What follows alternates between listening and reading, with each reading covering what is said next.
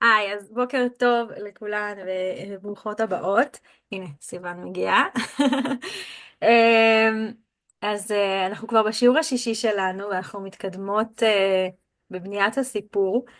ואחרי השיעור הקודם, רציתי כזה להגיד איזושהי הקדמה שאולי הייתי צריכה להגיד קודם.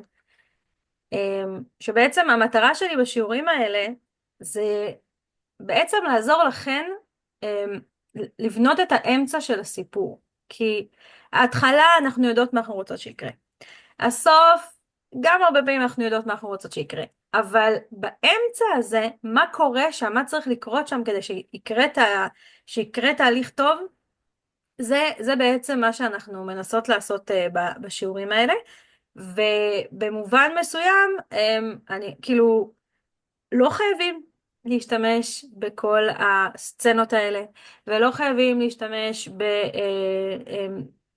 בכלל, בכל הגישה, בכל השיטה. זה בעצם המטרה לתת לכם איזשהו סל כלים שתשתמשו בו. ואם אתם לא מצליחות לנתח סיפורים שאתם מכירות לפי השיטות האלה, אז זה אומר או שלא כל הסיפורים חייבים להיות לפי הסצנות האלה ולפי השלבים האלה וכולי. וגם יכול להיות שאנחנו לא רוצים לקחת בהכרח דוגמאות מספרים עכשוויים, לא כי הם לא טובים, אלא כי אנחנו יכולות, אנחנו יכולות לקחת מבנים סיפוריים שעבדו במשך שנים, והיום אתם תראו למה אני מתכוונת, שעובדים במשך אלפי שנים לתוך הספרים שלנו, ולשדרג אותם, את הספרים הרומנטיים שלנו. כי יכול להיות שהספרים הרומנטיים שאנחנו מכירות הם לא בנויים עליהם, אבל אולי זה יכול להיות יותר טוב. אז אני רק שמה את זה כהצעה. אני יכולה להגיד לכם שאני כאילו לגמרי walk the talk, זאת אומרת, כשאני בונה את הספרים שלי, אז לפה אני הולכת, אני מתחילה בפרקטל, ואז אני עוברת ל14 סצנות, ואני מסתכלת ואני מנסה לראות איך אני יכולה לתת לדמויות שלי, ובשביל הקורות שלי, לעבור את התהליך בצורה הכי מרגשת, שתיגע הכי עמוק בלב, שתהיה שהם ירגישו שקנינו פה שבעצם כשמגיעים לסוף, שהדמות הרוויחה את זה, אוקיי? אז זה היה ככה הקדמה. ושיעור שעבר כזה סיימנו קצת כזה, היה לי תחושה שסיימנו קצת באיזשהו בלבול כזה של לא הבנתי בדיוק איך זה עובד וכולי. אם יש פה מישהי שרוצה לשאול משהו ספציפי, אני חושבת שכאילו, שכן נעשה את זה בסוף, אוקיי? אז אתם יכולות בסוף השיעור גם להביא את מה שעבדתם עליו בשבוע שעבר, וגם מה שאנחנו נעשה היום, ופשוט ננסה לפצח את זה ולפענח את זה, ויכול להיות שאנחנו נגיד, וואלה, יכול להיות שאצלך זה עובד אחרת, בסדר? אז יאללה, נתחיל. כמו שאמרתי, שנייה, ניקח שלוק. הסיבה שאנחנו בעצם הולכים לכל המבנים הסיפוריים האלה, זה כי נפש האדם היא נפש האדם, היא עובדת בצורה מסוימת. ואנחנו רוצים שהקוראות שלנו יעברו תהליך בתוך הסיפור, בשביל לקבל את המסר, כן? כאילו אנחנו רצינו להגיד משהו בספר, והקורות שלנו, אנחנו לא רוצים להגיד להם, זה המסר, קחו. אנחנו רוצות שהם יעברו תהליך רגשי, נפשי, כדי להגיע בעצמן למסקנה, עם הגיבורה, אוקיי? ובשביל שזה יקרה, קורים דברים בנפש האדם, גם במציאות, לא בסיפורים. בנפש האדם קורים דברים מסוימים שגורמים לנו להגיע לתובנות, אוקיי? אז אנחנו רוצים לקחת את האירועים האלה, את הדברים האלה שהם גורמים לבני אדם בחיים האמיתיים גם להגיע לתובנות, ולשים אותם בתוך הסיפור, כדי ליצור את האפקט הרגשי המקסימלי שאפשר להגיע אליו, אוקיי? אני מזכירה לכם תיקנתי אוי לא, רגע, הנה, כן. תיקנתי את הגרף שהוא יהיה יותר מדויק, ואני, מבחינתי כאילו הנקודות מפתח הן, זה קודם כל שאנחנו רוצים בעצם שהגיבור יגיע בסוף למעלה, כן? אנחנו רוצים שהוא יהיה מאושר, שהוא יהיה חיובי, שיהיה לו טוב, בסדר? ואנחנו לא יכולים להתחיל סיפור במצב של הבן אדם כאילו הכי בטוב, כי אז אין לו סיבה להשתנות, נכון? אז הוא חושב שהוא בסדר, הוא בסדר, הוא סבבה, אבל אז קורה משהו שמתחיל להסליל את החיים שלו למטה, נכון? וככל שזה יותר למטה, אנחנו יותר מתרגשים, אנחנו רואות את זה בספרים שאנחנו קוראות, כאילו ספרים שלא קרה משהו משמעותי לגיבורה, הם לא, הם כזה, אוקיי, סבבה, את נשמעת כמו עוד, כמו השכנה שלי, או כמו, לא יודעת, כל בן אדם כזה רגיל לגמרי בחיים שלי, למה זה שווה סיפור? כאילו, נכון? אנחנו רוצים שהסיפור שלנו יהיה שווה סיפור. אז לכן אנחנו רוצות, דיברנו קצת על לאיים במוות, ואנחנו רוצות להכריח אותם בעצם לצאת מאזור הנוחות שלהם, והם במלחמה שלהם מול הדבר הזה שאנחנו שמנו להם מול הפנים, או הכרחנו אותם לצאת מאזור הנוחות, הם במעשים שלהם, הגיבור במעשים שלו, או הגיבורה, גורמים לדברים להידרדר עוד יותר, עד לרגע השפל, אוקיי? ופה זה בדרך כלל יהיה הרגע הזה בסיפור שכאילו הכל גרוע ביחד, גם עזב אותה וגם, לא יודעת, במעגלי העלילה המשניים קורים דברים רעים, נכון? זה תמיד כזה, איכשהו רגע השפל הוא הכל ביחד, וזה מביא את הדמות שלנו לרגע ההבנה הזה, אוקיי, משהו פה לא עובד, טעיתי באיך שהתנהגתי עד עכשיו, בוא ננסה דרך אחרת, וזה מה שמוציא אותו למעלה. אני יכולה לשאול משהו? בטח. אה, כאילו, נכון עשינו את זה פעם שעברה לשתי הדמויות, גם לגברית וגם לנשית. אז המהלך הסיפור הוא משתלב ביניהם? כאילו, כן, אני חושבת שזה אחד מהדברים שבז'אנר הרומנטי קורה, שהוא לא דומה למה שהיה פעם. כי אנחנו מאוד, בגלל שזה מאוד בתוך המערכת יחסים, ויש מקומות שבהם הדמות הגברית עוברת איזשהו תהליך יותר משמעותי, ויש מקומות שהדמות הנשית עוברת תהליך יותר משמעותי, אבל אני חושבת שאנחנו כן ננסה שפחות או יותר זה יתכנס לאותו מקום, הרגעים האלה של אוקיי. השפל וההבנה, ולפעמים האירוע המחולל לא יהיה בדיוק אותו דבר. עוד שנייה אנחנו נראה את זה, בסדר? אוקיי. יש לי דוגמה בשבילכם לדבר הזה. אמ, אז היום אנחנו נלמד אני לקחתי גם את 14 הסצנות וגם את 3 המערכות, כי הם מאוד מאוד דומים, אבל כל אחד מהם יש איזה ניואנס שהתקשיתי לוותר עליו, ואז אמרתי יאללה בוא נלמד אותם ביחד. עכשיו אני לא, כזה באיזה מין מאמר מוסגר, אני לא ממש טובה במצגות ואני לא ממש נהנית לבנות אותן, אז סליחה שהם כזה, זה אולי יראה קצת כזה לא הכי פיין, אבל כבר שתזרמו איתי. אז אנחנו ננסה קצת לנתח את 14 הסצנות ואת 3 המערכות, לפי סיפור של משה רבנו, יציאת מצרים, סיפור עתיק, עתיק יומין מלפני אלפי שנים, והוא גם לא רומנטי, אוקיי? בחרתי הפעם להביא את סיפור שהוא רומנטי, וכאילו נכון שיש שם גם פנטזיה, אבל בעיניי זה לא העניין המשמעותי, אפשר לנתח את זה גם לכל ספר רומנטי אחר. ואם זה לא יעבוד לנו, אם זה טיפה יחרוק לנו, הכל בסדר, סבבה? אנחנו פשוט מנסות להבין את התהליכים ומה זה נותן לנו, והאם אנחנו יכולות להוסיף את זה לסיפור שלנו, סבבה? אז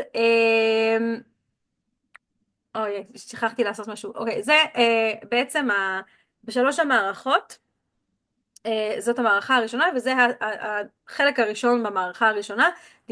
דיברנו על זה כבר בשיעור הקודם, שהיא קוראת לזה ההוק. עכשיו, המטרה שלה בההוק הזה, זה בעצם שכבר ב5 דקות הראשונות של הקריאה, יהיה איזשהו חיבור, יהיה איזושהי הזדהות, יהיה איזושהי הבנה מה יש לגיבור הזה להפסיד. אוקיי? מה חשוב לו ומה יש לו להפסיד. ב, וכאן בעצם אנחנו יודעים כבר, כי הסיפור של משה רבנו לא מתחיל ברגע שהוא גדול, אלא אנחנו כבר יודעים את הרקע שלו מאז שהוא קטן, נכון? אנחנו יודעים שאמא שלו מסרה אותו, ששם אותו ביאור, ושהוא גדל בבית פרעה, ואנחנו יודעים שהוא נמצא, כל הסיטואציה של איך שהוא גדל היא מאוד מורכבת, כי הוא יודע שהוא שהוא יהודי, שהוא עברי, סליחה, אז לא היה יהודי, שהוא עברי, והוא רואה את אחיו סובלים, כן? אבל הוא גדל בבית פרעה. אנחנו כבר יודעים את הקונפליקט שלו, נכון? אוקיי? זה כבר בהתחלה. אצל בלה, אני לא יודעת כאילו כמה אתם זוכרות את הסיפור, וגם שם זה לא מאוד מאוד חזק, אבל בעצם היא כזאת נערה שמעדיפה לשמור על פרופיל נמוך, היא כזאת קצת מגושמת, והיא לא פופולרית, והיא מתחילה ללמוד בבית ספר חדש, ומעבר לזה היא גם הולכת לגור עם אבא שלה, ובחוויה שלה הוא בקושי מכיר אותה, הוא כאילו, הם לא... אני לא יודעת אם זה נאמר, אבל יש לה איזושהי תחושה של נטישה, כי הם התגרשו כשהיא הייתה קטנה, היא גדלה עם אמא שלה כל השנים, ואז היא פתאום צריכה לבוא לגור עם מישהי, בחוויה שלה, הוא לא באמת אכפת לו ממנה, אוקיי? כאילו, מי אתה? מה אתה בשבילי? בסדר? אז כבר אנחנו מבינים לליבה, אנחנו מזדהים איתה, אוקיי? זה ב-14 סצנות, אז זה מתחלק לשתי סצנות. סצנה אחת זה בעצם הפק"ל אחריות, בסדר? מישהו שהגיבור אוהב, חלק מהחיים שלו לפני הספר, וזה פחות או יותר אותו דבר, אוקיי? בעצם הקונפליקט של משה. ושוב, אני חזרתי על זה רק בקיצור, אמא שלה התחתנה, היא מנסה להשתלב בתיכון חדש, ויש לה איזה מערכת יחסים בעייתית עם אבא, בסדר? זה הפק"ל של בלה. ואז בעצם מגיע ה-read my lips, שבעצם הרגע זה שהדמות אומרת את האמונה השקרית שלה, או מה היא רוצה בעקבות האמונה השקרית, אוקיי? הגיבור מביע אמונה מוצקה לגבי מה שהספר מדבר עליו. ובסוף הסיפור, האמירה הזאת תופרח, הגיבור ישתנה, דיברנו על זה הרבה, נכון? אז איך זה נראה אצל משה רבנו? זה הפער בין מה שהגיבור רוצה למה שהגיבור צריך. אז משה רבנו, בעצם ה-read my lips שלו, הוא קשור לפחד, או לחוסר אמונה, אוקיי? משה, אני שיניתי פה גם קצת את הסדר, כי האירוע המחולל של בשתי התיאוריות, אז הוא נמצא במקום קצת שונה, אבל בעיקרון משה הוא מפחד, אוקיי? וירא משה. זה התהליך שהוא עובר בסיפור. הוא מפחד בהתחלה ולאט לאט הוא לא מאמין בעצמו, ובסוף הסיפור הוא בוקע את הים לשניים והוא עומד בלי פחד מול המצרים, אוקיי? אז זה היה read my lips של משה, שהוא קורא בעקבות מה שאנחנו נראה בסצנה הבאה, את האירוע המחולל, אוקיי?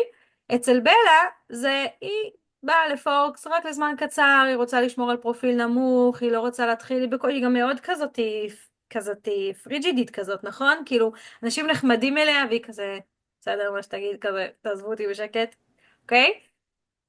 רגע, עכשיו את מדברת לא על האירוע המחולל, את לא, מדברת על... לא, לא. האירוע המחולל בשלוש מערכות מגיע אחר כך, ועשיתי פה קצת בלגן, אוקיי?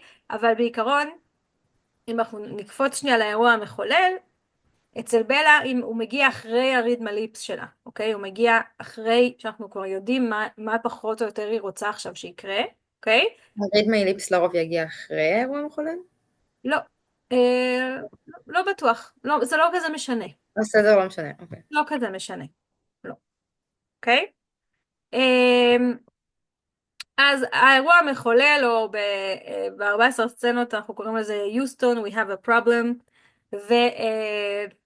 ובעצם זה אומר שינוי, אתגר, צרות לגיבור, זה משהו שמחייב אותו לשנות את הדרך שבה הוא חי ולפעול, והוא מגיע יחסית בהתחלה. עכשיו לפי 14 סצנות זה הסצנה הראשונה, וזה המחלוקת ולכן גם נוצר הבלגן הזה. לפי 14 סצנות זה הסצנה הראשונה של הסיפור, אבל לפי אבי, ואני מסכימה איתה, אנחנו רוצים שלפני שיגיע האירוע המחולל, אנחנו כבר נדע למה האירוע המחולל משמעותי לגיבור. כן, אנחנו לא באמת נרצה שזה יהיה בפרק הראשון. אוקיי, או לפני שהבנו מי מה מו, בסדר? אנחנו רוצים להבין למה האירוע הזה משמעותי לדמות שלנו, ואז לשים אותו. שוב, זה הכל, זה לא חקוק באבן, כן? זה יכול להיות, הסיפור יכול להיפתח בזה, אבל צריך אחר כך לראות איך שזה, שיהיה לזה אפקט חזק, אוקיי? אמ, ובעצם האירוע הזה חייב להיות אישי לגיבור, כמו שדיברנו, הוא חייב לשנות את הדרך שבה הוא חי, אותו דבר כמו כאן, זה אירוע שמוציא את הגיבור מאזור הנוחות, אירוע שחייב להיות אישי ומשמעותי לגיבור, אמ, ולהבין איזה קונפליקט פנימי האירוע הזה יעורר בדמות שלי, זה ממש חשוב, אוקיי? אז כאן בעצם הבעיה, הצרות, זה בעצם שהוא רואה את המצרי שמרביץ לה, שמכה את העבד העברי, הוא מתעצבן, והוא הורג אותו וקובר אותו, אוקיי? ואז בעצם מגיע, שנייה אני אחזור אחורה, ואז בעצם מגיע המשפט הזה שוירא משה ויאמר אכן נודע הדבר, הוא בעצם, הוא כאילו קלט מה שהוא עשה, והוא קלט שיודעים את זה, והוא אומר, אני לא יכול להתמודד עם הקונפליקט הזה. אז מה עושים כשלא יודעים איך להתמודד עם קונפליקט? או מה עושה משה, שגדל בבית פרעה ו, והוא לא גדל כעבד, הוא כאילו, הוא קרוע בין שני הצדדים האלה, הוא בורח, נכון? ואצל בלה, אצל בלה האירוע המחולל, הוא קצת טריקי כאן, כי מצד אחד היא פוגשת את אדוארד והוא מסקרן אותה והוא מתנהג מוזר שם בשיעור, ולא יודעת אם הייתי אומרת שזה אירוע מחולל כאילו ששינה את חייה, כן? זה כזה היה, אוקיי, עוד גבר שלא, בחוויה שלי כאילו העניין האישי שם של בלה זה עוד גבר שכאילו נרתע ממני, כי היא חווה את אבא שלה כאיזושהי דמות גברית שכאילו, אה, שלא היה לה מספיק חשוב כדי להיות איתה, או שכאילו בכל זאת הוא לא רצה מספיק, לא נלחם עליה מספיק, כן? ואז יש פה את הבחור הזה, היא מנסה להיות נחמדה, והוא מתנהג איך שהוא מתנהג, וזה יכול להיות שזה קצת או מעורר אצלה כזה טריגר כזה, אבל אצל אדוארד האירוע הזה, שם בשיעור, הוא ממש אירוע מחולל, נכון? כי בעצם זה פעם ראשונה שהוא לא מצליח לקרוא את המחשבות של מישהי, וזה מלחיץ אותו נורא, נכון? וזה גורם לו גם לברוח, נכון? הוא לא מגיע לבית ספר ככה כמה ימים, ובעצם האירועים המחוללים האלה נותנים לנו בעצם, אנחנו נותנים לגיבורים שלנו מצב של בחירה בלתי אפשרית, ואמרנו זה החלק הכי מעניין, מה הגיבור יעשה? איך הגיבור יגיב לסיטואציה הקשה הזאת, אוקיי? איך הגיבור יגיב לאירוע המחולל בהינתן האמונה השקרית שלו גם, אוקיי? מה הוא יעשה כדי להימנע מהכאב וממה שמפחיד אותו, אבל עדיין להשיג את מה שהוא רוצה. עכשיו אצל משה הוא מאמין, הוא גדל בבית פרעה, הוא מאמין שלפרעה יש את כל הכוח שבעולם, אוקיי? ואם פרעה יודע שהרגתי לו מצרי בשביל להגן על עברי, חבל על הזמן, אני הולך למות. אני, הוא, הוא בעל הכוח, אוקיי? ובעצם הבחירה שלו זה לא להישאר ולמות, או, או כאילו לברוח, אז הוא בורח, אוקיי? כי הוא לא מאמין שהוא יכול לעמוד מול פרעה. סבבה? עכשיו, אצל אדוארד גם, שוב, הוא בורח, כי הוא לא מצליח לשלוט בעצמו, הוא גם לא מצליח לקרוא את המחשבות שלה, וגם הוא ממש מתקשה לעמוד בפיתוי, נכון? כאילו, היא מאוד מפתה, הדם שלה קורא לו. ואז הוא בורח, בסדר? עכשיו, הדמויות שלנו לא תמיד יברחו, אבל זה מה שקורה ספציפית כאן. ואז בעצם הגיעה סצנה שב-14 סצנות היא נקראת השקט שלפני הסערה. אני לא יודעת אם חייבים את הסצנה הזאת מבחינת שקט שלפני הסערה, אבל היא קיימת לפעמים. ואצל אבי היא קוראת לזה, זה מצחיק, כי אני התקשיתי לתרגם את הסצנה הזאת, היא קראה לזה The first pinch of the plot. שפילו פינץ' זה צביטה, כאילו, עכשיו זה קצת מוזר לקרוא, הצביטה הראשונה של העלילה. אבל הרעיון הוא שבעצם אנחנו קצת נתחיל להכיר את הכוחות שפועלים נגד הדמות שלנו. עכשיו, כוחות הרשע זה לא חייב להיות פרעה, כן? וזה לא חייב להיות, זה לא חייב להיות איזשהו אויב באמת, זה יכול להיות גם בעצם הבן זוג שלי שמאיים עליי, או אני עצמי שמאיימת עליי, כן? החוסר אמונה שלי, האמונה השקרית שלי שהיא כל כך מכבידה עליי, שאני לא מצליחה להחליט החלטות אחרות, אוקיי? אז כוחות הרשע האלה זה יכול להיות גם הקונפליקט הפנימי של הדמות, כן? ובעצם לפי 14 סצנות, אחרי ההתחלה הדברים נרגעים, אבל זה רק זמני, כי צרות גדולות יותר מתבשלות, כן? ופה בעצם אנחנו מתחילים ליצור את המתח, כדי בעצם להראות, אנחנו לא, המטרה שלנו היא לא שפתאום באמצע הסיפור יגיע איזה אויב חדש שאנחנו לא מכירים.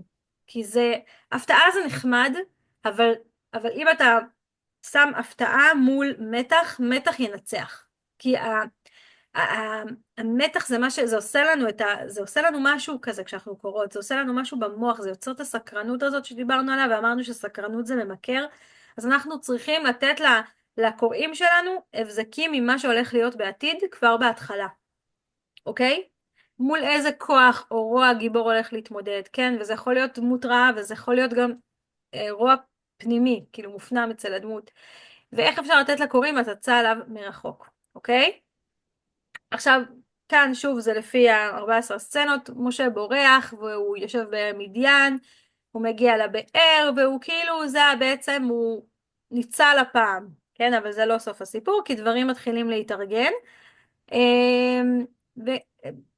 בדמדומים זה בעצם אדוארד, הוא לא מגיע לבית ספר, ובלה מתחילה להיכנס לספקות העצמיים שלה, שאולי היא כזאת נוראית, היא כזאת דוחה, שגרמה לו, שבגללה הוא לא בא לבית ספר. כאילו, היא גם שומעת אותו מבקש לעבור כיתה, כאילו, היא שומעת שהוא מבקש במזכירות לעבור כיתה, וכאילו היא, מה, אני כזאת דוחה? עכשיו, אצלי זה מתקשר לסיפור שלה עם אבא שלה, אני ככה מנתחת את זה, כן? אתם יכולות שלא להסכים, אבל היא בעצם מתחילה, אצלה כוחות הרשע זה הספקות העצמיים של מי ירצה אותי. כנראה שלא רוצים אותי, כנראה שאני כזאת דוחה, שהוא מעדיף לעבור כיתה ולא לבוא לבית ספר רק בגללי, אוקיי? ואז פה מגיעה הסצנה של להוריד חתול מהעץ, אין אותה אצל אבי, אבל אי אפשר לוותר עליה בעיניי, זה בעצם הגיבור מוצא זמן לעשות מעשה טוב, אפילו אם יש לזה מחיר. למה אנחנו רוצים את הסצנה הזאת? כי אנחנו רוצים לאהוב את הגיבור שלנו, אנחנו רוצים להרגיש כלפיו אמפתיה, להרגיש שמגיע לו, יהיה לו טוב, נכון? גם אם הוא מתנהג בטיפשות וגם אם הוא מתנהג בחוסר אחריות או בילדותיות או whatever, הוא בוחר בחירות לא טובות, אבל הוא מגיע לו טוב, כי בסופו של דבר בבפנים שלו הוא טוב. מה משה עושה? איך הוא מוריד חתול מהעץ? שהיא זוכרת את הסיפור? גוזרת ציפורה. נכון. ותבואנה ותדלנה ותמלאנה את הרהטים להשקות את צאן אביהם, ויבואו הרועים ויגרשום, ויקם משה ויושיען, וישק את צאנם. הגבר גבר הזה בא, הוא מעיף את כל הרועים הרעים. יש לו, הוא קצת הוא לוחם צדק כזה, נכון? הוא כאילו, הוא הרג אז את אגב, זה גם סוג של להוריד חתול מהעץ, כן? אבל זה קצת יותר מהותי. ופה הוא לא באמת היה חייב לעזור להם, אבל הוא בא ועזר להם, אוקיי?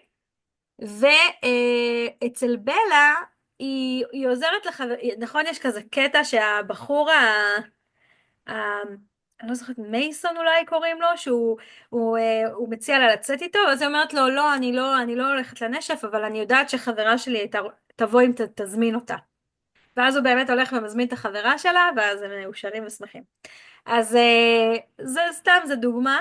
עכשיו, להוריד חתול מהעץ הזה, הוא נמצא כאן, ספציפית בשיעור, אבל הוא יכול להיות בכל שלב אחר, כן? את יכולה לשים אותו בתחילת הספר, כאילו עדיף שהוא יהיה, כן, בחצי הראשון, אבל אין לו זמן שהוא חייב להיות, כן? זה פשוט, תמצאו מקום שהגיבור שלכם יוריד חתול מהעץ, סבבה?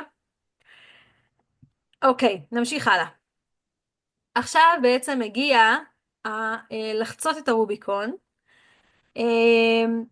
שאותו אחר כך אתם תראו, אני עשיתי לכם טבלה, להשוות להשוואה בין הפרקטל לבין זה, לבין 14 סצנות, לבין 3 המערכות, אוקיי? אתם תראו את זה ככה מול העיניים. אני משווה בעצם את לחצות את הרוביקון, דיברנו נכון בשיעור הקודם על שיש לגיבור שני ניסיונות שהוא עושה כדי להתגבר על הבעיה שנוצרה מהאירוע המחולל.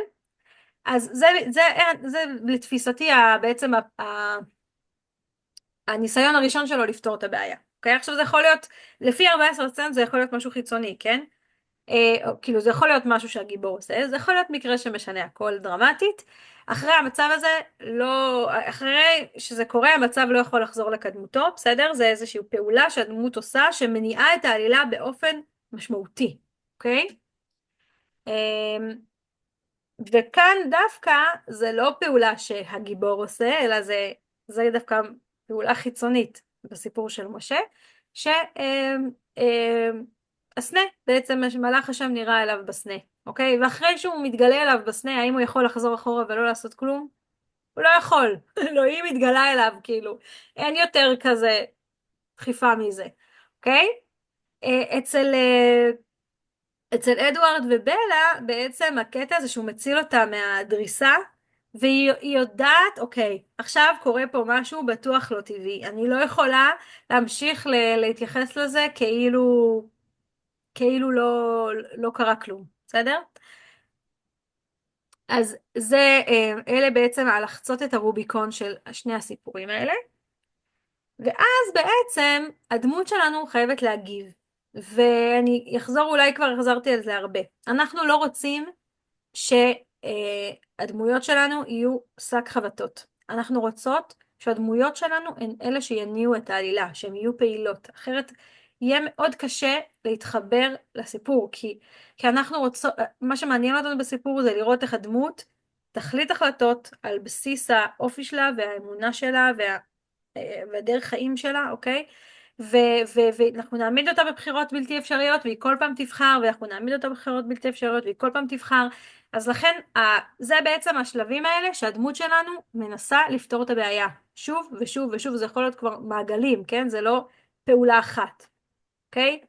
הגיבור מנסה לפתור את הבעיה, הוא נכנס עם הראש בקיר והקיר מנצח. למה הקיר מנצח? כי הם לא פועלים מתוך האמת, הם פועלים מתוך איזושהי תפיסה מוטעית, אוקיי? ובשלב הזה צריך להקשות על הגיבור כמו מכות מצרים, סטיגדיש, אוקיי? והגיבור חייבת להיות לו, וזה כאילו אנחנו עוברים לאבי, לגיבור חייבת להיות תוכנית להתמודד, הוא לא יכול להיות שק חבטות, בסדר? ואתם צריכות לשאול את עצמכם, איך הוא הולך להוציא את התוכנית? מה התוכנית? מה הצעדים, אוקיי? אם נניח, סתם אני לוקחת קרין את הסיפור שלך כדוגמה, בסדר? שיש מישהו שמגיע למקום העבודה שלך ואת לא יכולה, הוא לא יכול להיות שם כי יש לכם עבר לא טוב ביחד ואת לא רוצה לעבוד איתו. איך את הולכת להעיף אותו משם? אוקיי? מה התוכנית פעולה שלך, אוקיי? אז כזה, מה התוכנית? מה ההיגיון מאחורי ההחלטות? את לא תחכי שדברים ייפתרו מעצמם, את תפעלי, איך הגיבורה שלכם תפעל כדי להתמודד עם הבעיה שנוצרה, בסדר? אז בעצם משה, יש לנו פה עכשיו 10 מכות, כן? אבל הבאתי פה את הראשונה, וירם במטה ויח את המים אשר ביאור לעיני פרעה ולעיני עבדיו, ויהפכו כל המים אשר ביאור לדם, אוקיי? עכשיו, בעצם המלחמה הרי של משה היא לא בפרעה, כן? הוא גם האויב, כן? אבל משה בכל מכה כזאת, הוא בעצם, הוא בא ל, ל, לאלוהים, הוא אומר, זה לא יעבוד, הוא לא יסכים, ואלוהים אומר לו, לך תעשה. הוא אומר, לא, זה לא יעבוד, הוא לא יסכים, ולך תעשה, והוא ככה, ממש כמו ראש בקיר כזה, הוא לא מאמין. אני לא חושבת שמשה בעצמו מאמין שפרעה יסכים לשחרר אותם, אוקיי? ובסיפור של בלה ואדוארד, בלה אומרת, אין מצב, אני לא ממשיכה ככה בחיים כאילו כלום לא קרה, והיא מתחילה להטריד את אדוארד ולרדוף אחריו ולהגיד לו, תסביר לי מה זה, מה הסיפור, מה קורה שם, איך עשית את זה, איך הצלחת לעצור רכב עם היד שלך. והיא לא מפסיקה, היא קצת חופרת לו עד שבסוף הוא מגלה לה, נכון? והוא מבחינתו, הדרך פעולה שלו זה להתחמק ממנה, אבל היא לא נותנת לו, אוקיי? וגם הוא קצת מתקשה להתרחק ממנה, בסופו של דבר. אז רגע הראי זה גם משהו בין ב-14 סצנות, אין מקבילה לזה במערכות, שבעצם הגיבור בוחן את עצמו ואת הקונפליקט, מי אני, איך אני צריך להשתנות, או שבעצם יש מקבילה, אבל אצל אבי זה קורה הרבה אחרי, או שהוא רואה שהקונפליקט גדול עליו. וזה בעצם הרגע הזה שמשה אומר לאלוהים, בני ישראל לא ישמעו אליי, איך ישמעני פרעה ואני ערל שפתיים? כאילו, אין סיכוי שהם יקשיבו לי, אין סיכוי זה לא, אני לא הולך להצליח את הדבר הזה, אוקיי? וזה מין איזשהו רגע של ייאוש כזה, אוקיי? ואצל בלה, אני, אני חשבתי שזה בעצם הרגע הזה שאחרי שהיא מגלה שהוא ערפד, והיא מבינה שהיא נכנסת פה למשהו שגדול עליה, אוקיי? זה כאילו בן אדם שכבר בן 100 ומשהו שנים, כולה נערה בת 17, הוא רוצה, בטבע שלו הוא רוצה להרוג אותה. האם את רוצה להיות במשהו, מעורבת במשהו כזה? האם את רוצה שהוא גם מצד שזה כאילו כמה שהיא ניסתה לשמור על פרופיל נמוך, בעצם יצא שכאילו היא תצא עם החתיך שכולם מדברים עליו, והוא גם ערפד שיכול להרוג אותה, וגם מי היא בכלל? כאילו, למה הוא בכלל מגלה בעניין? אני כולה נערה, מגושמת, לא, אין לה איזשהו יתרון פיזי כלשהו על שום דבר, נכון? היא כזה... אז זה בעצם הרגע הזה של כאילו פקפוק עצמי כזה, אוקיי? ואז השלב הבא שלנו זה בעצם הטוויסט פלוט, כאילו, הרגע שבה העלילה מקבלת איזושהי תפנית חדשה, אוקיי? הגיבור ניסה להילחם ב, ב, ב, בבעיה, כאילו, ניסה לפתור אותה, וזה גרם לדברים להסתבך עוד יותר, וזה גם גורם לו להצטרך לשנות את התוכנית. אז זה בעצם משבר דרמטי, תגלית, רמז קריטי, קורה משהו בעלילה ששוב משנה הכל. ועכשיו אנחנו צריכים להבין מחדש מה קורה, אוקיי? וזה מכין את הקרקע לקרב הגדול והמסכם, ואנחנו צריכים לשאול את עצמנו מה הדבר הלא צפוי שהולך לקרות לגיבור ולשבש לו את התוכניות. כמו שדיברנו על האירוע המחולל, הדבר הזה צריך להיות משמעותי לגיבור, בסדר? זה לא צריך להיות איזה אירוע של פתאום, אז פתאום היה רעידת אדמה ואז מה? כאילו זה צריך להיות משהו אישי, זאת אומרת זה יכול להיות רעידת אדמה, אבל שיהיה לה השפעה אישית על הגיבור שלנו, אוקיי? ואיך זה הולך לשנות את המשחק עבורו. ובעקבות זה, הרי אמרנו שלגיבור שלנו צריכה להיות תוכנית, הוא כל הזמן פעיל. אז מה התוכנית החדשה של הגיבור אחרי השינוי בתוכניות? איך הגיבור חושב שהתוכנית החדשה הזאת תעזור לו להשיג את המטרה? והוא עדיין נלחם באמת בשלב הזה, כן? הוא עדיין לא רוצה להיכנע לאמת, אוקיי? אצל משה זה בעצם המכת בכורות, כן? זה כאילו בעצם עד עכשיו היינו כזה, אוקיי, אני עושה מכה, ואז משה אומר פרעה אומר שהוא לא מסכים, אני נותן מכה, ופרעה אומר שהוא לא מסכים, ואנחנו בתוך איזה לופ כזה כבר 10 פעמים, אני כבר מכיר את הסיפור, אבל פתאום המכה האחרונה, היא משנה, משהו שונה קורה. פרעה אומר להם ללכת, והוא מתכוון לזה, לפחות לזמן מה, כן? אצל בלה, בעצם היא מגיעה הביתה, לבית של אדוארד, הוא מסכים, בסדר, אנחנו יכולים להיות בני זוג, סבבה. אבל אז היא מגיעה אליו הביתה, והיא פוגשת את המשפחה שלו, נפצעת מאיזה נייר, ואח שלו כמעט טורף אותה. עכשיו, אצל אדוארד, זה כאילו מבחינתו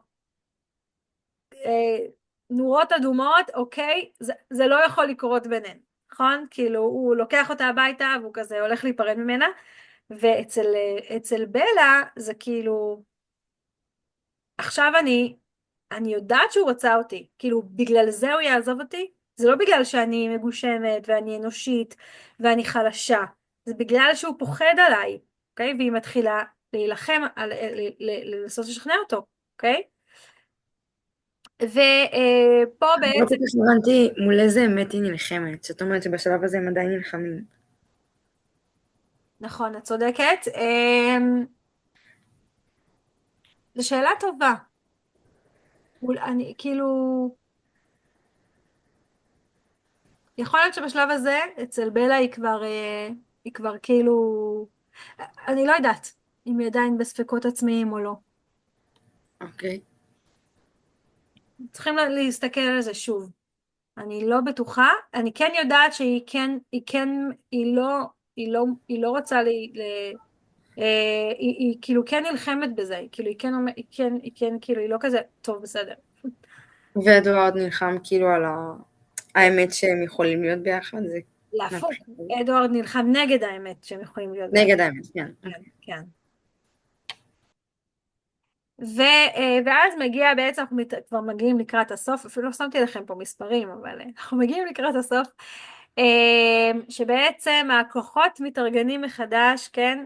הצד השני יודע שהקו המסכם מגיע, ולכן מגייס את כל כוחותיו נגד הגיבור. ואצל אבי זה a second pinch of the plot, צביטה שנייה של העלילה. ושוב, אני לא יודעת אפילו בדיוק, כאילו ניסיתי להבין למה היא מתכוונת, אבל התרגום הכי טוב שהגעתי אליו זה בעצם שאנחנו שוב רואים איך הכוחות מתארגנים נגד הגיבור שלנו, אוקיי? אז בעצם אצל משה זה קל, כאילו, מצרים רודפים אחריהם, כן? הם ממש אחריהם, והם עם סוסים ורכב ופרשים, ועם ישראל הוא כאילו מסכן כזה, הולך הזקנים והילדים עם הזה ועם המקלות, וכאילו, אין להם באמת סיכוי, כן? זה, זה לא כוחות, מה שנקרא. ו, ואצל בלה הוא אדוארד מרחיק אותה, והוא טוען שזה מסוכן לה להיות קרובה אליו, זה הכוח שכאילו בעצם, שוב גבר שמרחיק אותה מהחיים שלו. ו, ואז אנחנו מגיעים לרגע השפל, ולרגע הכי נמוך של הדמויות שלנו, שבהם הכל מתכנס, אוקיי?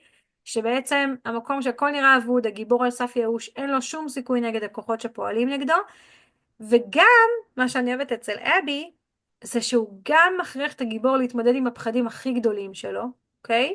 אבל גם הגיבור מבין שהוא האחראי למצבו.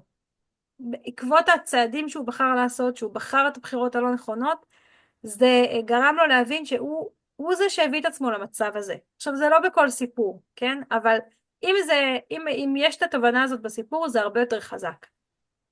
אני מבין שטעיתי, עד עכשיו הגישה שלי הייתה לא נכונה, אוקיי? והשלב הזה בעצם, משה נמצא על שפת הים, כל עם ישראל מסכן מאחוריו, והם נכנסים בו, והם אומרים לו, למה עשית לנו את זה? למה לקחת אותנו? יש מספיק גברים במצרים, למה לקחת אותנו כדי למות פה? למה עשית לנו את הדבר הזה?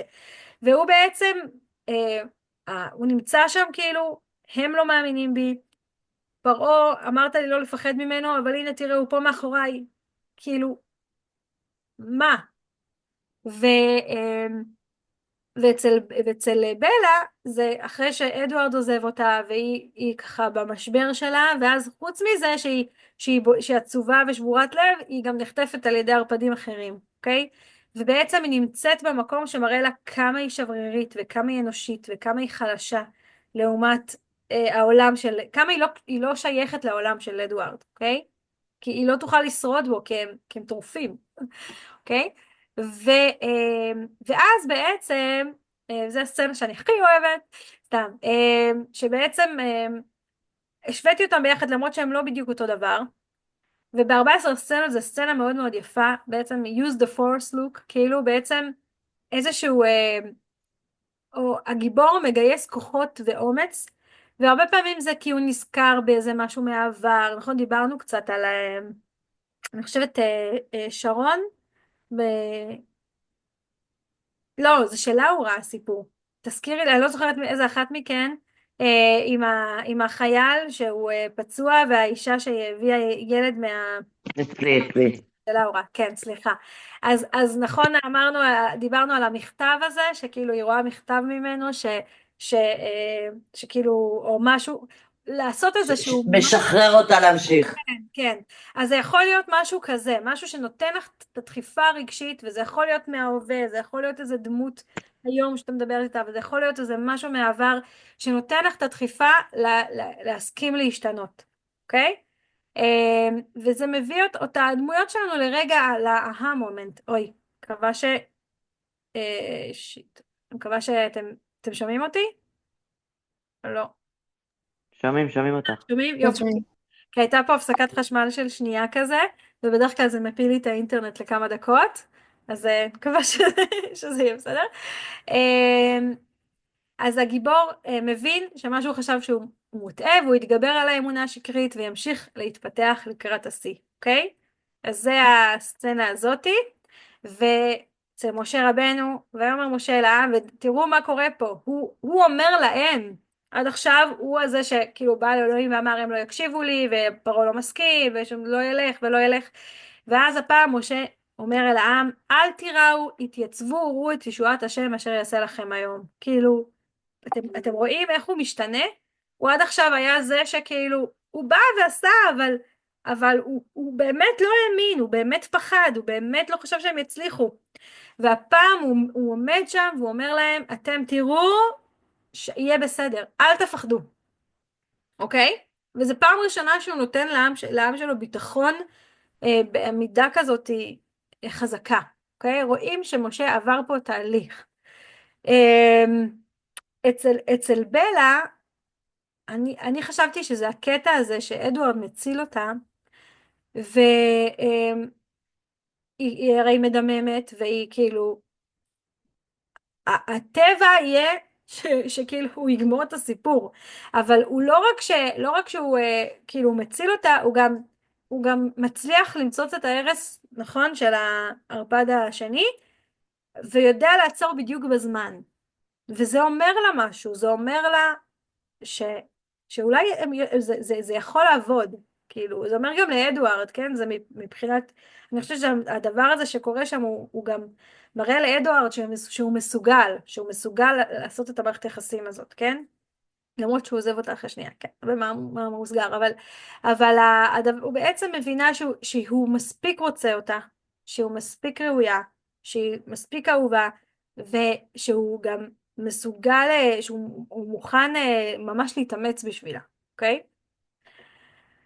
ואז אנחנו מגיעים לקרב המסכם, או לשיא הסיפור, שבעצם בקרב הזה אנחנו נדע האם הגיבור השתנה, אוקיי? האם הגיבור ינצח, ואנחנו ב-use the force look, ואנחנו כבר יודעים שהגיבור ניצח בקונפליקט הפנימי, נכון? ראינו איך משה ניצח את הקונפליקט הפנימי שלו, והוא עמד, הוא אומר, אנחנו לא מפחדים, כאילו אל תפחדו, יהיה בסדר.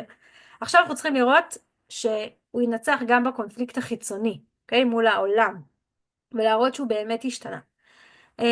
וכאן בעצם משה הוא ויית משה את ידו על הים, ויולך השם את הים ברוח קדימה זה כל הלילה, וישם את הים בחרבה. בעצם משה הוא עושה כאילו את המעשה כן, כאילו הלא סביר, הלא מתבקש, אבל הוא מאמין בניסים כבר, הוא מאמין שאלוהים ידאג להם ויביא להם את הניצחון, הוא כבר לא מפחד, והוא פשוט עושה את זה בביטחון, וקורע את הים, או יחד עם אלוהים.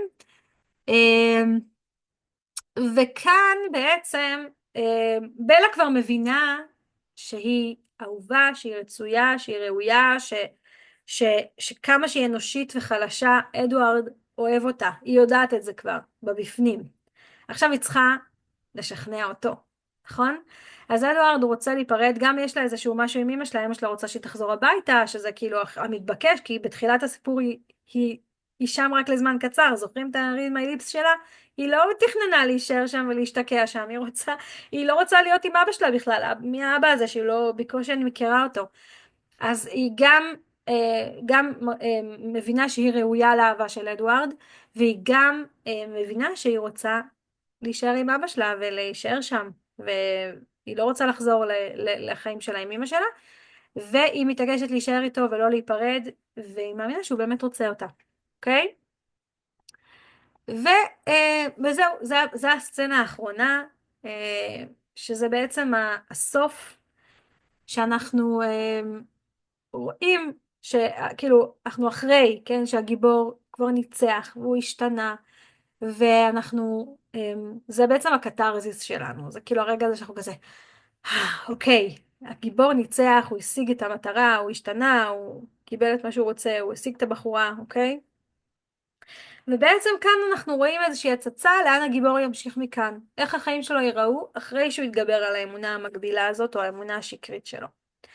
ובעצם אנחנו יודעים שהסיפור אחר כך יכול להתגלגל, ויש קונפליקטים חדשים שיפתחו, כן? אבל זה הרגע הזה בסיפור, הרי אנחנו ניתחנו פה את דמדומים 1 ויש כאילו 4. וגם אצל משה הסיפור לא באמת נגמר כאן, כן? יש לנו את כל המדבר, יש לנו שם חתיכת קונפליקטים בדרך, אבל בשלב הזה אנחנו עוצרים שנייה, ואז זה שיר משה, אוקיי? יש את הרגע הזה של השמחה וההודיה, והשגנו את המטרה ונפטרנו מהמצרים, ואנחנו עוברים הלאה. וזה הנשף הזה שבלה ואדוארד רוקדים ביחד, והיא מבקשת ממנו שיהפוך אותה להרפדה, נכון? ופחות או יותר שם הסיפור נגמר. אז אלו היו 14 סצנות ושלוש המערכות, ועכשיו יש לנו 40 דקות לתרגל. אז אתן מוזמנות גם לעבוד קצת על, כאילו זה, תכלס אתם יכולים לעשות את זה ביחד. אני אשלח לכם עכשיו את הטבלה, שבעצם יש בה את שלושת המודלים שדיברנו עליהם, ותבדקו אם יש לכם, לא יודעת למה כתבתי, אם יש לכם סצנות מתאימות לכל שורה, או אם אין לכם, אז האם מתאים להוסיף סצנה כזאת, ותנסו להיות יצירתיות פה, כי זה הכיף, זה כאילו לא לנסות להתאים בקטע של להכריח אותי לעשות משהו שהוא לא מתאים לסיפור שלי, אלא לנסות לפתוח את הראש וואי, איך אני יכולה לעשות פה סצנה שבה היא, הכי קל זה להוריד חתול מהעץ, כן? אבל איך אני יכולה לעשות פה סצנה שבו הדמות שלי נמצאת בשפל יותר? איך אני יכולה לעשות סצנה שבה הדמות שלי מנסה לעשות תוכנית, איך לפתור את הבעיה שלה. כאילו, תנסו לראות איך אתם מקבלות השראה מהסצנות האלה. סבבה? לסיפור שלכם. אז רגע, אנחנו עכשיו, אני אשמה לכם את הטבלה היפה שהכנתי. יש לי שאלה.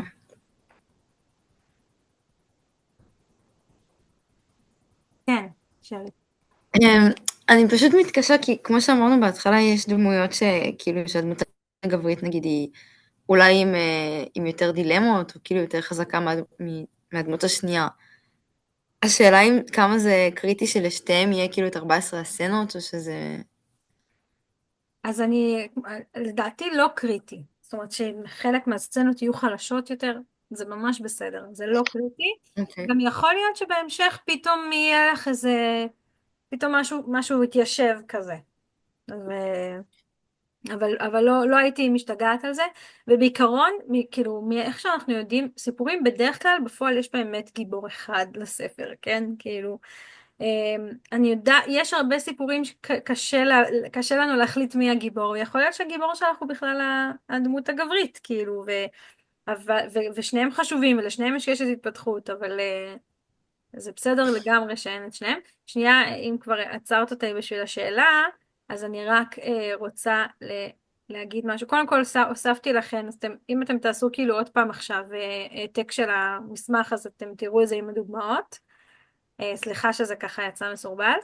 ושכחתי במצגת לציין איזושהי סצנה אחת שהיא לא הכרחית, אין אותה ב14 סצנות, אבל היא בעיניי חשובה, היא נחמדה. זה בעצם הניצחון המדומה, שזה כאילו רגע לפני האסון, הגיבור חושב שהוא הצליח לנצח ולהינצל, ואז ברגע שהאסון מגיע זה כאילו עוד יותר שובר, עוד יותר מרסק. אז תחשבו על זה שעם ישראל יצא ממצרים, כאילו, הם בטוחים שהם כאילו, זהו, יצאנו, פרעה שחרר אותנו, נכון? ואז זה עוד יותר כזה, הרגע הזה הקשה הוא חזק יותר. אז הוספתי את זה כאן בטבלה, בסדר? ואצל בלה אני לא בטוחה, אבל כאילו יש לה את הרגע הזה שהיא חושבת שיש להם סיכוי להיות ביחד, ואז הוא עוזב אותה. אז יכול להיות שזה גם קצת לפני, כן? אבל זו סצנה שלא דיברתי עליה. סוגריים שזה צריך להתבסס על האמונה השקרית. ואני לא יודעת, כאילו מרגיש לי שברומנטיקה, אם האמונה שלה היא לא משהו שם פשוט לא מתיישב לי, אני לא יודעת להסביר את זה אפילו. גם נגיד עם בלה, האמונה השקרית שלה, זה, לפי מה שזה נשמע, זה בכלל כאילו מתקשר לזה שספציפית עם בלה מרגיש לי שלא הכל סובב סביב האמונה השקרית שלה. אז מה היית אומרת שהקונפליקט של הסיפור, כאילו? אני לא חושבת שבלה היא דמות טובה, למען האמת. יכול להיות שאת צודקת, יש בה משהו מאוד חלש ומאוד... גם אחר כך אנחנו רואים איך כאילו היא מתרסקת כשהוא עוזב אותה, כאילו בקטע כזה מוגזם וכזה. נכון. אמ, גם ספציפית דמדומים, אני לא יודעת, לפחות בספר השני זה ככה, גם זו אותה דילמה באיזשהו מקום, כאילו זה חוזר על עצמו.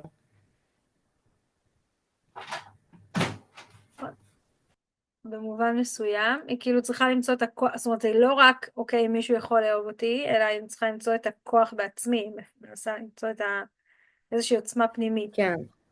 אמ, שזה לא בדיוק אותו דבר, אבל זה מאוד דומה, זה נכון. אני מסכימה איתך. אני כן חושבת שאנחנו היום, כאילו, אחת הביקורות הכי גדולות שאני רואה על ספרים בז'אנר, זה באמת הגיבורה הזאת שהיא לא מספיק, היא לא מספיק נלחמת, שהיא לא מספיק יוזמת, שהיא לא מספיק, כאילו יש בה איזה משהו כזה מאוד סמרטוטי, כאילו.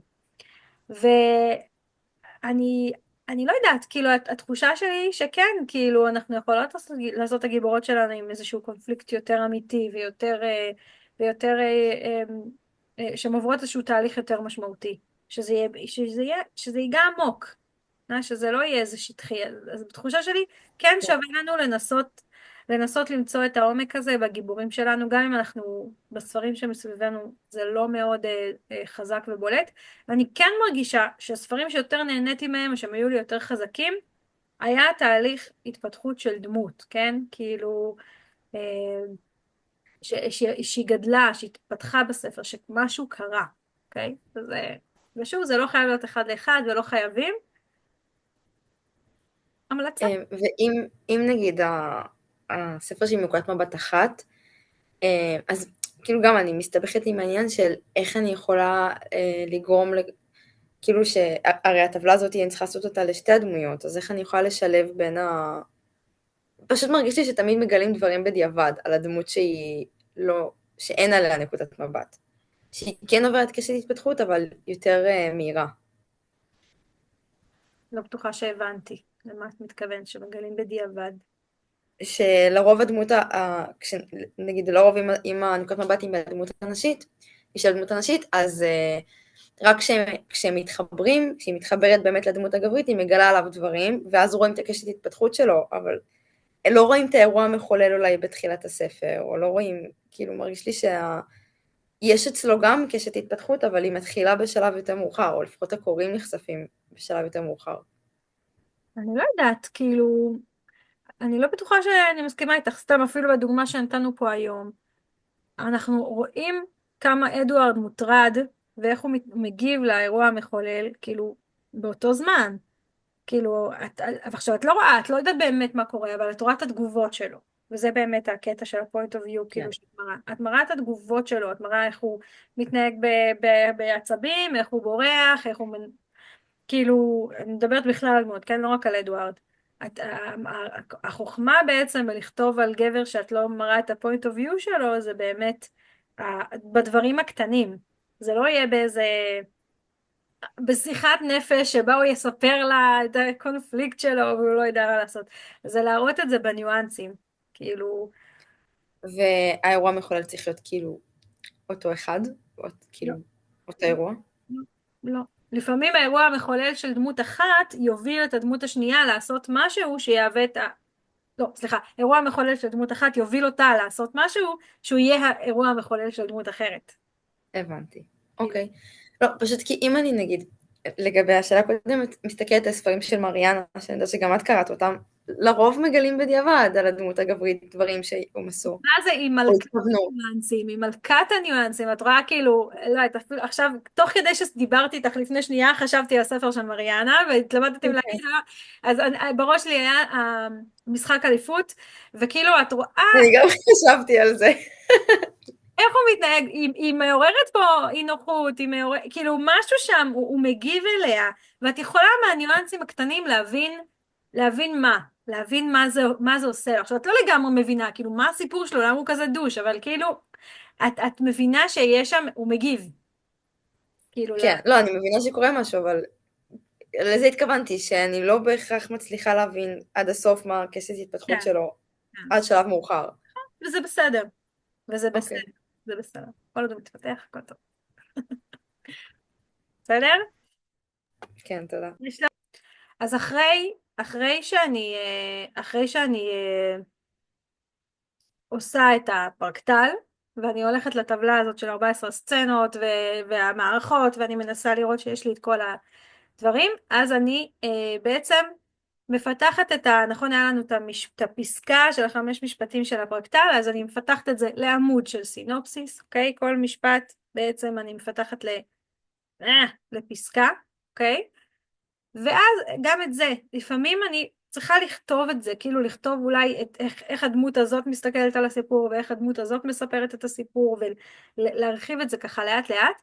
בסופו של דבר, מה שאני עושה, זה מה שהרגע אמרתי, סיפור העלילה מנקודת מבט של הדמויות, ואז גם את זה אני מרחיבה עוד, לא רק בכתיב, אני לפעמים כבר בשלב הזה עוברת לעשות את הכל בטבלה של סצנות, אוקיי? פירוק לסצנות של כל מה שבניתי עד עכשיו, לסדר אותה בטבלה, אוקיי? עכשיו, כשאני אומרת סצנות, אני לא מתכוונת לפרקים, יש הבדל בין פרקים לסצנות, אוקיי? אני לא מסדרת את זה לפי פרקים, כי החלוקה לפרקים היא חלוקה שרירותית, אחר כך גם יש לי פרקים בספר שרק בסוף העריכה הספרותית פירקנו אותם לשני פרקים, איחדנו לפרק אחד, הפרקים הם לא באמת משנים מבחינת הסיפור, אנחנו חותכים אותם מתי שנראה לנו שצריך לעבור נושא, לפי מה שנראה לנו מבחינת עלילה, שזה עושה כזה איזה מתח או קטיעה, זה יותר שרירותי. סצנה היא בעצם אירוע שמתקיים במרחב מסוים, בזמן מסוים ובהשתתפות של דמויות מסוימות, וכל שינוי באחד מהם הוא סצנה חדשה. כלומר, אם התחלתי סצנה שהם בבוקר מדברים בארוחת בוקר ליד השולחן, ואז עברתי לעבודה, אנחנו בסצנה אחרת, עברנו בזמן, עברנו במקום, עברנו בדמויות, אוקיי? גם לפעמים גם אם נכנסת דמות חדשה לסצנה, זו סצנה חדשה. לפעמים אם הם דיברנו על הבוקר ואז עברנו לצהריים בסצנה חדשה, אוקיי? ובעצם המפת סצנות אני עושה, השלד שאני עושה outline, אני מחלקת אותו לפי סצנות, אוקיי?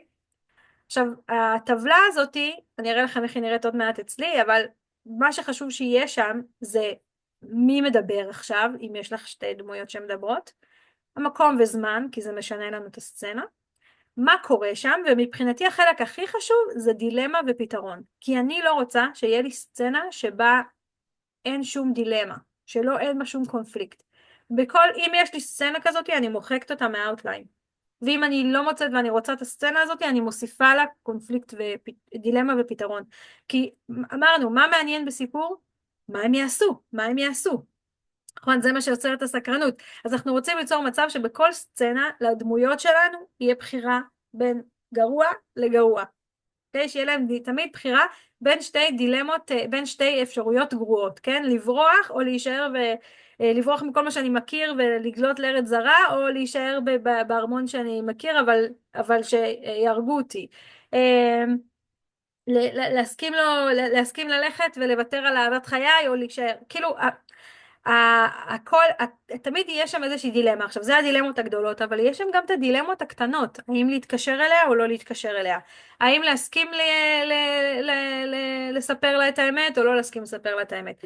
עוד שנייה אני אראה לכם אצלי את הטבלה, אל תיבהלו, אבל אפשר להוסיף תמיד סעיפים נוספים, כאילו אני אוהבת להוסיף, נגיד, איך הולך הפרק להסתיים, כאילו אני כן מחלקת את זה לכמה סצנות, ואיך הייתי רוצה שהפרק יסתיים, שהוא יהיה מסקרן, אנחנו נדבר על זה בהמשך. ועוד דבר, זה בעצם מה מתגלה בכל פרק, אם אתם במיוחד, אם יש לכם איזשהו סיפור מתח, אז אתם רוצות שבכל פרק יתגלה משהו חדש, כן? של לראות איך הדברים לא בבת אחת קופצים על הקוראים, אלא לאט לאט הם מגלים אותם, אוקיי? וגם טיימליין, זה ממש ממש עוזר. אני אפילו ממש כתבתי תאריכים. הסיפור מתחיל ב10 באפריל, ואז זה קורה ב-30 לאפריל, וזה קורה, כאילו, כן, הכל מומצא, אבל לראות שזה מסתדר גם מבחינת, אפילו הסטינג, האם קר להם או חם להם, מה הם לובשים, יש רוח, יש, אוקיי? כזה. הסיכום של זה נמצא בקישור, בקודם, נכון? נכון, נכון, הטבלה הזאת נמצאת בקודם. עכשיו אני אראה אוקיי. לכם את הטבלה. קרין, את מרשה לי לשתף את האוטליין שלך? מפה? מרשה לי להראות להם את האוטליין שלך? אפשר. אפשר? סבבה, כי אני פשוט לא מצליחה למצוא את שלי. נו, רגע. טוב, הנה, אני משתפת אתכם. תראי, אני מצאתי את שלך. גדול. תשלחי לי אותו. איזה מוזר, אני צריכה לראות מה קורה שם. אוקיי? אבל הנה, זה, אני יכולה גם לשלוח לכם את הטמפלט, כן? זה כאילו טמפלט ששמרתי עם הזה של קרין, ולכן אין לי את זה, אבל יש לי אותו גם ריק, אוקיי? ובעצם, כמו שאתם רואים, יש פה, היא עשתה את זה עבר הווה, כן? אם יש לכם פלשבקים זה חשוב, כן? אבל אפשר גם לכתוב פשוט תאריכים, מתי כל דבר קורה, בסדר? זה מספר הסצנה, והצבעים הם לפי הפרקים, אתם רואות? פרק 1, פרק 2, פרק 3, אוקיי? יש לנו פה איזה POV, מאיזה POV הסיפור מסופר, מי נמצא שם בסצנה ואיפה היא מתרחשת. זה מאוד מפורט. שוב, רמת הפירוט תלויה בכם, כן? אבל לי זה נוח ככה. ואז מה קורה בסצנה עצמה? וכמו שאמרנו, מה הדילמה של הדמות, מה היא תעשה, עכשיו זה ברמות הקטנות, כן? האם לספר לו על ההיכרות מוקדמת ביניהם, או לא לספר לו על ההיכרות המוקדמת ביניהם. ואז מה הדמות מחליטה לעשות. ומה שהיא מחליטה לעשות, יוביל לסצנה הבאה, אוקיי? מה מתגלה בכל שלב, תראו, זו תלמידה מצטיינת, קרין. אפשר לעשות איזושהי הערה לכתיבה, כשתצאי לכתוב, אז תכתבי לעצמך איזה דברים לשים לב בכתיבה, במה להדגיש, מה זה, אוקיי? ואיך יסתיים הפרק, שהוא יסתיים בצורה מותחת. אני מתה על הסיום הזה. כשעובדים עם עורכת, אז בונים את זה, או ששולחים לה את זה כבר מוכן? כאילו, איך זה עובד? כשאת עובדת עם עורכת, רוב האורחות, כן? שהם לא אני, אז בדרך כלל את שולחת להם כתב יד. כאילו, את לא שולחת להם את הדבר הזה. כן. אני יכולה להגיד לכם על הספרים שלי, שאני עבדתי על הטבלה הזאת עם העורכת שלי לפני שבכלל יצאתי לכתוב. ואז היא נתנה לי את הפידבקים שלה, ותיקנתי וכזה, אוקיי? זה קצת כמו מה שאני עשיתי עם קרין פה בטבלה הזאת. זה כשאת יודעת שאת רוצה להוציא את הספר כבר לאור. תראי, אפשר לעשות את זה בכל ליווי כתיבה, כן? הספר של קרין עוד לא יצא, ואני מאוד מקווה שיצא בקרוב, אבל אני חושבת שהיא עצמה עוד לא יודעת איך היא מוציאה אותו, נכון, קרין? כאילו, לא התחלנו תהליך עריכה, זה תהליך של ליווי, אבל הרעיון הוא שכשאת עושה את זה לפני זה, אפילו עם חברה, כן? דמות כן. שתסתכל על התוכנית שלך לפני, ואז לא תבזבזי זמן בכתיבה עצמה. זה ממש, כאילו, היה לנו פעם איזושהי שיחה בקבוצה עם אושרית אוחנה, שהיא דיברה על מתי להשתמש בקורות בטא, ואז היא אמרה שקורות בטא זה כאילו יכול להיות מאוד מבלבל אם את באמצע לכתוב, אבל קוראת בטא בתחילה, כשאת שולחת לה מפת סצנות, היא לא חייבת להיות כזאת מפורטת, כן? כשאת שולחת לה בטבלה מה קורה בכל סצנה, היא יכולה ממש לעזור לך עוד לפני הכתיבה. וכמובן, אחרי שכבר כתבת, עשית עריכה עצמית, לשלוח עוד פעם לקורות בטא. אני מערבת המון קורות בטא בספרים שלי, באזור ה-12-15 קורות בטא כל פעם, כי זה פשוט, אני מאוד אוהבת לקבל פידבק. מהמם.